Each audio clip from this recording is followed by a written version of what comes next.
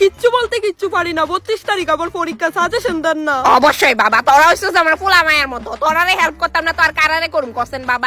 অবশ্যই দিমু। কত ভালো না আমরা বুটকি বে। আচ্ছা ক তোরা চ্যাপ্টার কয়টা টোটাল? ম্যাম টোটাল মোট 12টা। ও 12টা না? শুন, আমি যে যে চ্যাপ্টারটি কথা কমু ইডি পড়াবি, বুঝছস? বাড়িতে প্রিপারেশন করবি, সবটি বড় লাগতো না।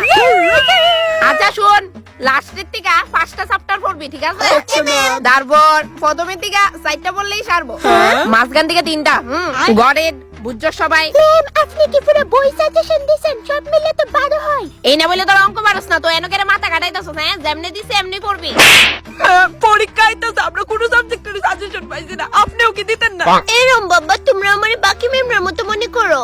আমি তারার মতো না, তারাতে বেশি খতরনাক। ম্যাম তাহলে প্লিজ 3টা চ্যাপ্টারের তো ইম্পর্টেন্ট কোশ্চেন দেন, নইলে আমরা শেষ। কোশ্চেন লাগে বাবা তোমরা? এটুকু কইলেই তো হয়। শুধু শুধু বাকি মেমরার লগে আবার কম্পেয়ার করছো। আচ্ছা শোনো, দিতেছি তোমরা একটা কোশ্চেন। লেখো চ্যাপ্টার 7 এর থেকে পাশে লেখো এ ডাবল এল। চ্যাপ্টার 5 এর থেকে EVERYTHING। তারপর চ্যাপ্টার 10 এর থেকে A to Z। Thank you করার দরকার নেই বাবা।